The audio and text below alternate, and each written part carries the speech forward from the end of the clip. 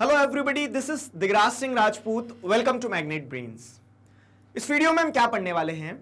इस वीडियो में हम पढ़ेंगे लॉस ऑफ बायोडाइवर्सिटी के बारे में। लॉस ऑफ बायोडाइवर्सिटी, देखिए एक बार कनेक्ट करते हैं हम। बायोडाइवर्सिटी हमारा चैप्टर है, ठीक है, बायोडाइवर्सिटी एंड कंजर्वेशन। तो हमने बायोडाइवर्सिटी वाला पार्ट कंप्लीट कर चुके हैं, ठीक है। Coming to the next topic, अगला पार्ट क्या है चैप्टर का? कंजर्वेशन। सवाल ये आता है कि कंजर्वेशन ऑफ व्हाट, किस चीज का कंजर्वेशन? बायोडाइवर्सिटी का कंजर्वेशन। अब बायोडाइवर्सिटी के कंजर्वेशन की बात कर रहे हैं तो उसे थ्रेट क्या है, मतलब कंजर्व किसे करेंगे आप? जो खतरे में है। तो बायोडाइवर्सिटी खतरे में क्यों है, सवाल, ठीक है।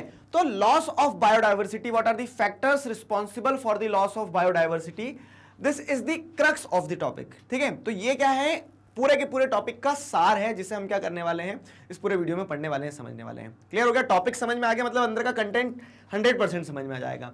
तो अब अगर जैसे हम देखते हैं तो what can be the reason, ठीक है, कारण क्या हो सकता है कि बायोडाइवर्सिटी का लॉस हो रहा है। बायोडाइवर्सिटी क्या है, वो सारी चीजें हम अभी प्रीवियस वीडियोज में कंप्लीट कर चुके हैं। तो जैसे अगर हम देखें तो ग्रोथ इन ह्यूमन पॉपुलेशन, ठीक है, ह्यूमन पॉपुलेशन का तो क्या ही कहना है, कितनी तेजी से बढ़ी है, ठीक है। तो over the period of time अगर देखेंगे हम तो human population has increased, rapidly increased, ठीक है, this is the appropriate word. तो ह्यूमन पॉपुलेशन बहुत तेजी से बढ़ी।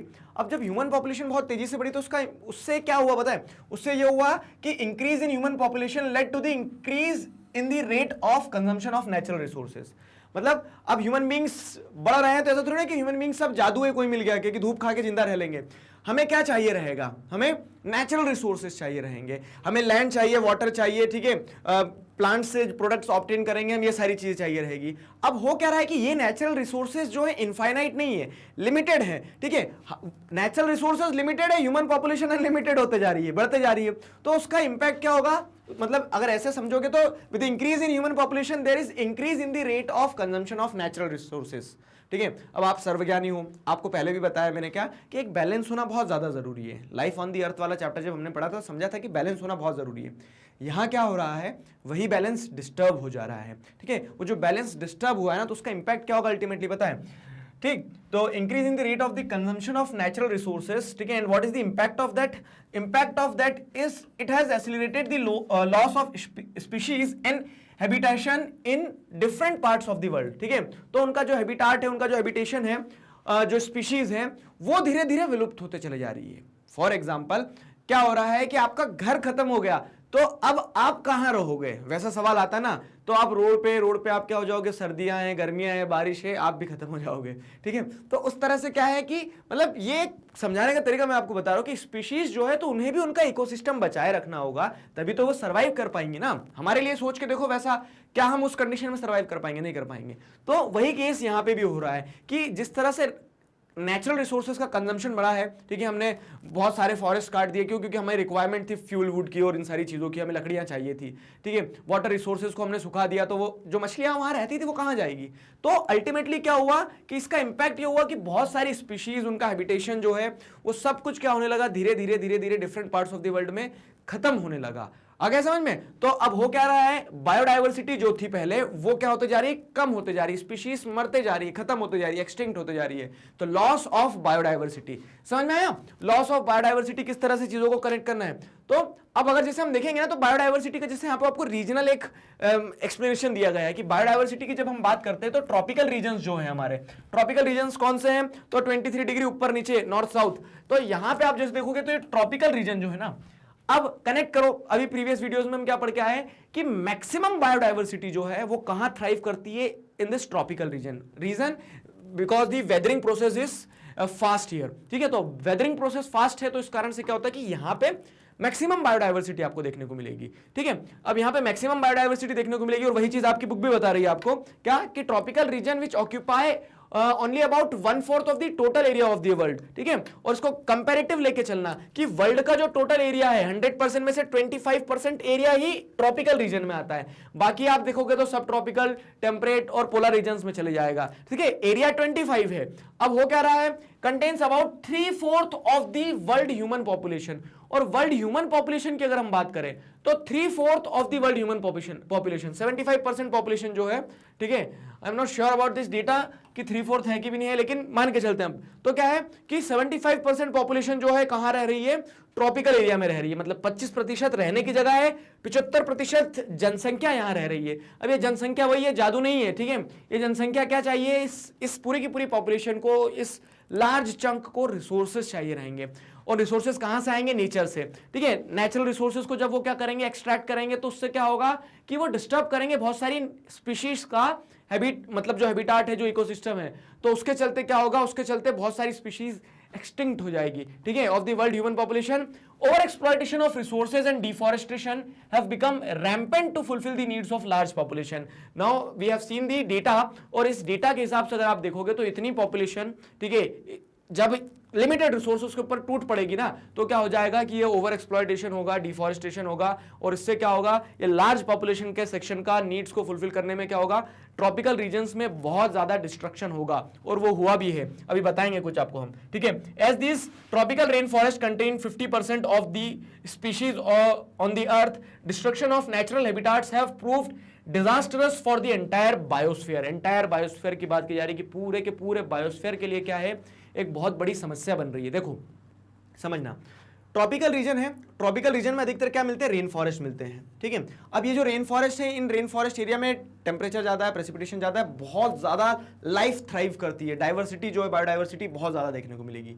अब बायोडाइवर्सिटी को चलो एक तरफ रख भी दो, तो यहाँ पे क्या है, फॉरेस्ट एरिया सबसे ज्यादा है। अब अमेजॉन रेन फॉरेस्ट हो गया, फिर उसके बाद में जैसे देखोगे आप, तो अमेजॉन के बाद में जो इंडोनेशिया वगैरह वाला पूरा बेल्ट है, आइलैंड नेशंस हैं, ठीक है।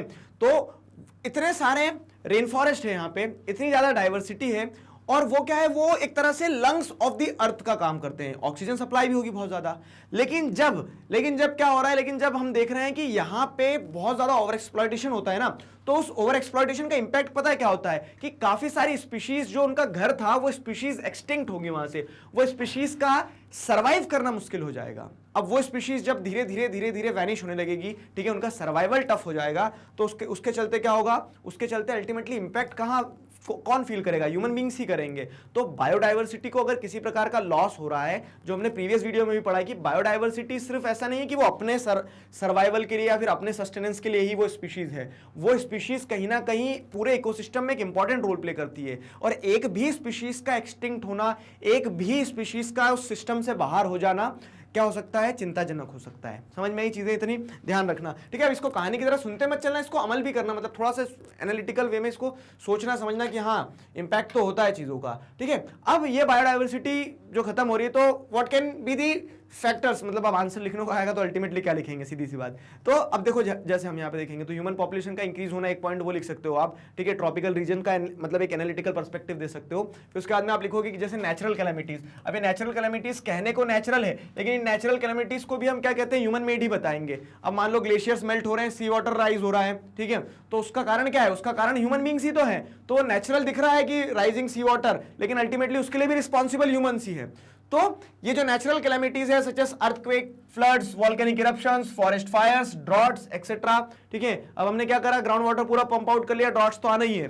तो ये सो कॉल्ड नेचुरल कैलेमिटीज जो है, ठीक है, cause damage to the flora and fauna of the earth, bringing changes in the biodiversity of respective affected regions, ठीक है। तो एक कारण ये हो गया, क्या हो गया कि जब नेचुरल कैलेमिटीज होती है तो उसके चलते क्या होता है कि वहां की जो पूरी फ्लोरा एंड फोना है, वहां की जो बायोडाइवर्सिटी है, उसमें एक अब्रप्ट चेंज देखने को मिलता है, which is not good for the ecosystem, which is not good for that specific species, which is not good for the whole biodiversity, ठीक है। अगली चीज क्या है, पेस्टिसाइड्स एंड अदर पॉल्यूटेंट्स। अब इस चीज के लिए ट्रॉफी दी जानी चाहिए ह्यूमन बींग्स को, क्या कि पेस्टिसाइड्स और जो पॉल्यूटेंट्स हैं such as hydrocarbons and toxic heavy metal destroys the weak and sensitive species. कुछ स्पीशीज पता है बहुत सेंसिटिव होती है, फॉर एग्जांपल जो कोरल रीफ्स होती है। अब देखो कोरल रीफ्स जो होती है, तो कोरल रीफ्स एक तरह से क्या है पता है, लंग्स इन दी ओशियन कहा जाता है उन्हें। वो भी बहुत ज्यादा कार्बन डाइऑक्साइड को क्या करती है, कंज्यूम करती है, तो वो जो कार्बन बैलेंस है वो बनाए रखने में इंपॉर्टेंट रोल प्ले करती है। समझना, एक अच्छी बात बता रहा हूं, ठीक है। अब क्या हो रहा है कि कोरल रीफ्स इंपॉर्टेंट है, लेकिन वो कोरल रीफ्स बहुत सेंसिटिव होती है, एकदम छुई मुई की तरह। अब क्या होता है कि जो न्यूक्लियर पावर प्लांट्स वगैरह है, या जब वाटर डिस्चार्ज कर देते हैं ओशियंस में, वो सोचते हैं कि समुद्र में कौन जा रहा है, समुद्र में डिस्चार्ज कर दो, तो उसका इंपैक्ट पता है क्या निकल के आता है? उसका इंपैक्ट निकल के आता है कि सी वाटर लेवल जो है, तो वो सी वाटर जो है तो उसमें राइज इन टेम्परेचर देखने को मिलता है, और वो राइज इन टेम्परेचर जो होता है तो उससे क्या हो रहा है कि कोरल रीफ्स जो है वो वैनिश हो जाती है, बहुत सारी कोरल रीफ्स जो है तो गायब हो जाती है, बहुत सारी कोरल रीफ्स जो है वो मर जाती है। तो कनेक्ट कर पा रहे हो? ये सारी चीजें दर्शाती है कि किस तरह से समस्याएं बढ़ रही है, ठीक है। तो पेस्टिसाइड्स, अदर पॉल्यूटेंट्स जो है तो जो सेंसिटिव स्पीशीज हैं उनको वैनिश करवा देती है। एक और नया कारण जिसे अगर देखें जिससे बायोडाइवर्सिटी को लॉस होता है तो वो क्या हो जाएगा, ठीक है, वो हो जाएगा natural biotic community of the ecosystem suffered extensive damage because of introduction of exotic species। अब यहाँ पे दो चीजें समझना, एक नेटिव स्पीशीज होती है, नेटिव स्पीशीज हम बोलते हैं ना, जैसे हम बोलते हैं कि मैं मध्य प्रदेश का नेटिव हूँ, ठीक है, तो मतलब मैं मध्य प्रदेश का हूँ इंसान। अब वैसे ही नेटिव स्पीशीज मतलब वो वहीं की है, ठीक है, उसका वो नेटिव प्लेस है, वो जो हम जहाँ पे उसको देख रहे हैं वो वहीं की स्पीशीज है, ठीक है। तो उस तरह से क्या होता है कि कुछ स्पीशीज नेटिव होती है, कुछ एक्सोटिक होती है। एक्सोटिक मतलब क्या, बाहर से आई है। अब बोलोगे सर कौन सी ट्रेन से आई है, तो बाहर से आई है इसका मतलब क्या है कि अब जैसे आप देखोगे नेचुरल फैक्टर्स होते हैं, विंड, वाटर, ठीक है, बर्ड्स वगैरह हो गए, ह्यूमन बींग्स हो गए एट टाइम्स, तो उनके साथ में ट्रांसपोर्ट होकर अगर कोई सी स्पीशीज आ जाती है प्लांट्स की, एनिमल्स की, तो वो क्या करेगी।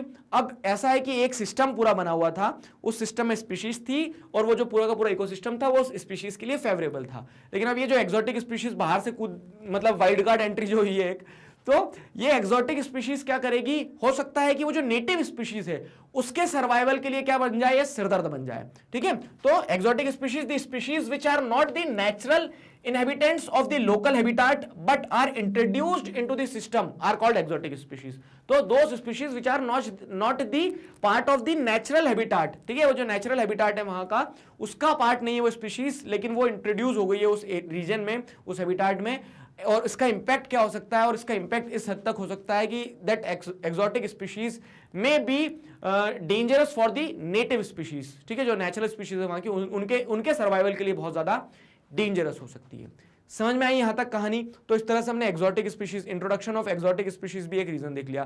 सो I have given you multiple points, ठीक है, बहुत सारे पॉइंट्स दे दिए, ह्यूमन बींग्स का इंक्रीज होना, पॉपुलेशन का इंक्रीज होना, ट्रॉपिकल रीजन में किस तरह से आप देख रहे हो, मतलब जो एक पूरा डेटा हमने एनालाइज किया, natural calamities, pesticides and other pollutants, introduction of exotic species. So these are the factors which are responsible for the loss of biodiversity.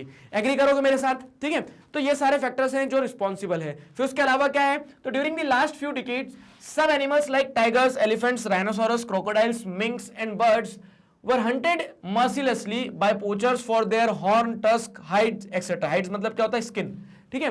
तो अब जैसे अगर आप देखोगे ना, तो ये सारे कारण तो हुए ह्यूमन बींग्स बोल रहे हैं कि हम कैसे पीछे रह जाएं उसमें, तो ह्यूमन बींग्स के कारण जो ग्रीड है ना, उसने क्या करा है कि बहुत सारी एनिमल स्पीशीज को, बहुत सारी प्लांट स्पीशीज, जैसे चंदन, एक लिखा नहीं है, मैं बताता हूं, चंदन का पेड़ जो होता है ना, सैंडलवुड की जो स्पीशीज हैं, तो मल्टीपल स्पीशीज होती थी, अलग अलग तरह के सैंडलवुड होते थे, लेकिन क्या होते चले गए, अब क्योंकि तस्करी होती है, महंगा बिकता है चंदन, ठीक है, तो उस कारण से क्या हो रहा है कि अब जब तस्करी हो रही है तो बहुत सारे पेड़ों को काट दिया जा रहा है। पेड़ों को काट दोगे, ठीक है, तो फिर आप दूसरे पेड़ कहां से लाओगे उसी स्पीसीज के, तो इस तरह से उसे नुकसान हो रहा है। फिर उसके अलावा जैसे देखेंगे तो एनिमल्स की हम बात करें, वन हॉर्न राइनोसोरस जो है, तो वो एक क्लासिकल एग्जांपल बन गया, ठीक है, मतलब we should be shamed for this, ठीक है, हमें इस चीज के लिए एक तरह से कहना चाहिए कि humans are not meant to live on this planet, रहना ही नहीं चाहिए। क्यों? मार्स पे पहुंचा दो एलन मस्क के साथ में सबको, क्योंकि जिस तरह से हम क्या कर रहे हैं, जिस तरह से हम जो नेटिव स्पीशीज है, या फिर कह सकते हैं जो नेचुरल इन्वायरमेंट है, उसके साथ में अकोमोडेटिव ना होते हुए एग्रेसिव हो रहे हैं ना,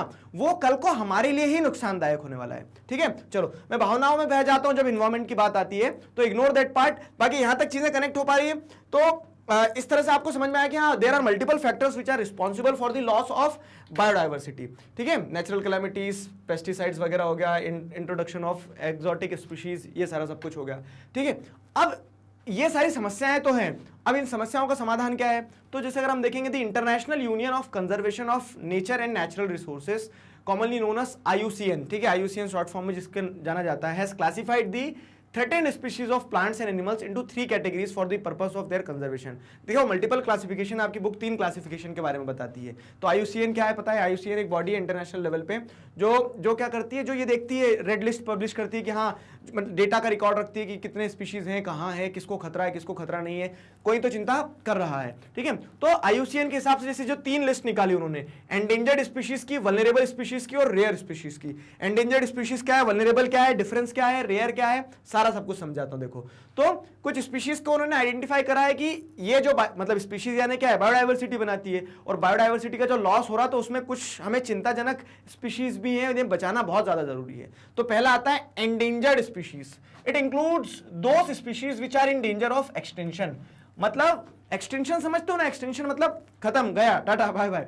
तो वो स्पीशीज जो खत्म हो गई है, ठीक है, वो स्पीशीज जो खत्म हो गई है, तो खत्म होने से पहले का जो स्टेप रहता है ना, जैसे यहां पे स्पीशीज एक्सटिंक्ट हो जाएगी, एक्सटिंक्शन के पार्ट पे आ गई, डोडो एक्सटिंक्ट हो गया, इंडिया से चीता एक्सटिंक्ट होगा जैसे, ठीक है। तो एक्सटिंक्ट होगा इसका मतलब क्या है कि पहले कभी हुआ करते होंगे।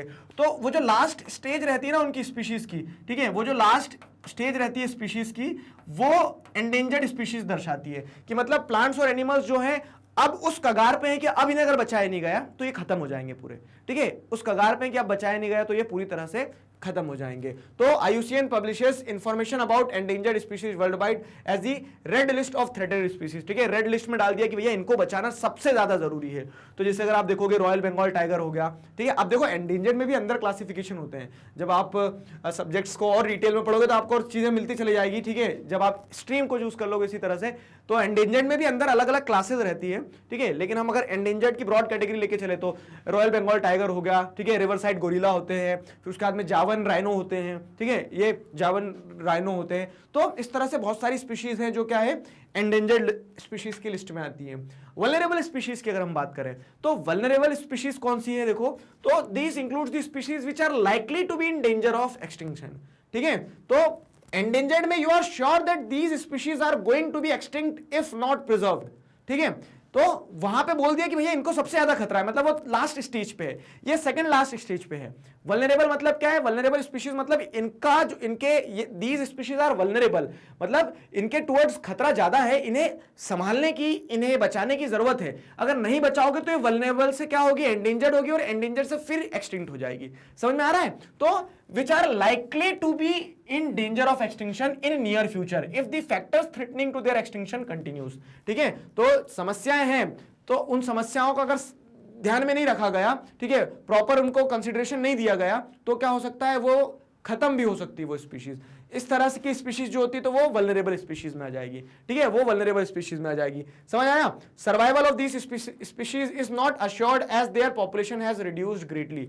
अब क्या होता है कि अब क्योंकि उनके अगेंस्ट में जो फैक्टर्स काम कर रहे हैं, वो पोचिंग हो सकता है, चेंजिंग हैबिटाट हो सकता है, चेंजिंग एनवायरनमेंट हो सकता है, तो वो स्पीशीज को अगर नहीं बचाया गया ना, तो वो स्पीशीज को नहीं बचाया गया, वो फैक्टर्स को अगर रोका नहीं गया, factors threatening to their extinction continue, ठीक है, तो उससे क्या हो जाएगा कि इन स्पीशीज का सर्वाइव होना बहुत मुश्किल हो जाएगा।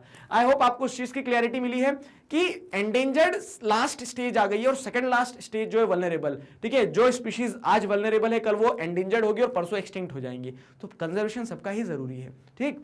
फिर क्या है, रेयर स्पीशीज। अब रेयर स्पीशीज की बात करते हैं।